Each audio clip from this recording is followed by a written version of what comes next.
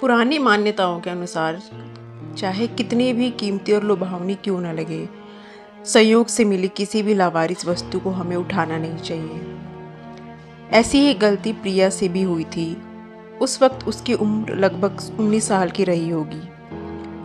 प्रिया इन सब बातों पर बिल्कुल यकीन नहीं करती थी, लेकिन सालों पहले घटी उस हादसे ने उसकी सोच ही बदल दी। कुछ सालों पहले गर्मियों की छुट्टियों में प्रिया अपने गांव दादा दादी के घर घूमने गई हुई थी। प्रिया जब अपने दादी के घर पहुंची तो उसके दादा दादी अपनी पोती से मिलकर बहुत खुश हुए, पर यह बात किसी को नहीं पता थी कि जल्दी ही इनकी खुशी पर ग्रहण लगने वाला है। प्रिया का कुछ दिन तो उसके गांव में बहुत अच्छे से बीता। फिर एक दिन गांव के बगीचे में घूमते घूमते उसके पैर से कुछ टकराया। जब वो नीचे देखती है तो उसे एक पोटली का थोड़ा हिस्सा दिखाई देता है। वो सोचती है कि क्या है ये सोचकर वो पोटली बाहर निकाल लेती है। उस पोटली को खोलकर देखती है तो उसमें एक पायल मिलती है, जो कि दिखने में बहुत पुरानी होती है लेकिन बहुत ही सुंदर। प्रिया को तो पता भी नहीं था कि ये पायल उसकी ज़िंदगी का सबसे भयानक हिस्सा बनने वाले हैं। वो पायल उसे बहुत आकर्षित लगते हैं, इसकी वजह से वो उस पायल को अपने घर लेकर चली जाती है। घर आकर वो ये सारी बातें अपनी दादी को बताती है और वो पायल भी दिखाती है। फिर दादी ने जो उससे कहा उसे सुनकर प्रिया बहुत डर जाती है। दादी कहती है कि वो पोटली कोई आम पोटली नहीं थी, बल्कि एक चुड़ैल की पोटली थी। तुमने ये पायल उस पोटली से निकालकर उस चुड़ैल को गुस्सा दिला दिया है और अब वो तुम्हारे पास जरूर आएगी। प्रिया थोड़ा डरते हुए दादी से बोलती है, मैं समझी नहीं दादी, वो क्यों और कैसे आएगी? दादी ने बोला, ऐसी ही पोटली में भड़कती हुई आत्माओं को कैद करके ज़मीन में गाड़ दिया जाता है और तुमने उस पोटली को ज़मीन से निकाला है और उसकी पायल भी तुम लेकर आ गई हो। तुम इस मनहूस पायल के साथ उस चुड़ैल को भी अपने पीछे ले आई हो। ऐसी भड़कती हुई गुस्सैल चुड़ैल अपना बदला जरूर लेती है। वो चुड़ैल भी हमसे अपना बदला लेने जरूर आएगी। प्रिया इस बात से डरती तो है, पर उसे ज़्यादा यकीन नहीं होता। वो जाकर अपने कमरे में सो जाती है। उसी रात को करीब 1 बजे उसके कमरे की लाइट जलने बुझने लगती है। उसकी नींद खुल जाती है तो देखती है लाइट नहीं है।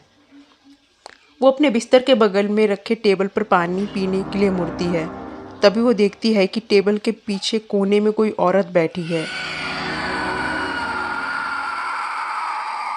जिसकी आंखें एकदम लाल हैं और एकटक उसे ही देखती जा रही है। प्रिया चिल्लाते हुए अपनी दादी के पास जाती है, पर कमरे में दादी नहीं होती।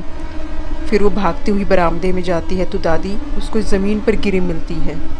डर के मारे वो अपने दादा को आवाज़ लगाती है, पर उसके दादा उसे कहीं नज़र नहीं आते। पूरे घर में अंधेरा छाया होता है और प्रिया को उस घर में उसके साथ किसी और की भी मौजूदगी महसूस होती है।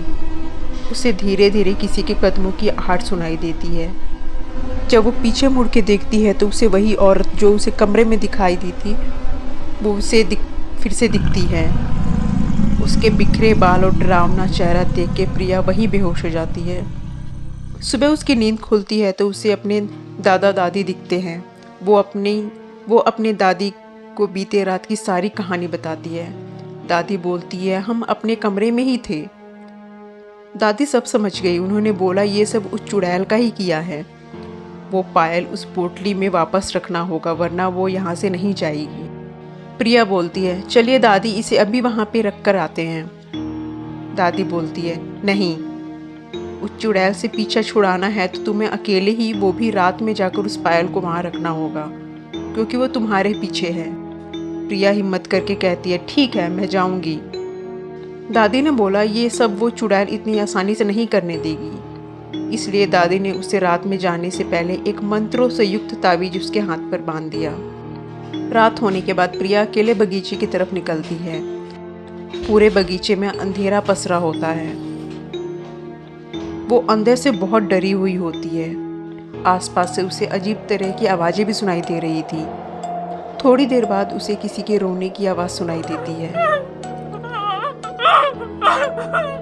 पर दादी ने कहा था वो चुड़ैल तुम्हें डराने की कोशिश करेगी, तुम्हारा ध्यान भटकाएगी, पर तुम उसकी तरफ ध्यान मत देना, वरना वो तुम्हें अपने कब्जे में कर लेगी। और एक बार उसने तुम्हें अपने कब्जे में कर लिया तो फिर कोई कुछ नहीं कर पाएगा और वो तुम्हें मार भी सकती है। प्रिया इस बात का ध्यान रखते हुए उन भयंकर आवाज़ों पर कोई ध्यान नहीं देती और आगे बढ़ती चली जाती है। कुछ दूर जाने पर अचानक से उसका टॉर्च काम करना बंद कर देता है, फिर भी वो चलती रहती है। थोड़ी देर बाद वो उस जगह पहुंच जाती है जहां से उसे वो पोटली मिली थी। तभी उसे महसूस होता है कि कोई उसके पीछे खड़ा है।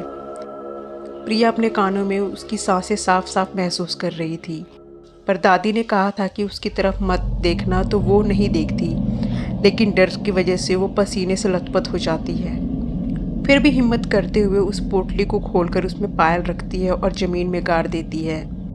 पायल उस पोटली में रखते ही प्रिया आंख बंद करके वहाँ से तेज़ी से भागते हुए सीधे अपने घर पर आकर ही रुकती है।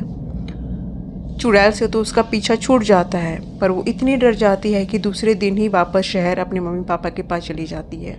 प्रिया की ज़िंदगी का ये वो खौफनाक हिस्सा था जिसे वो कभी नहीं भूल पाएगी।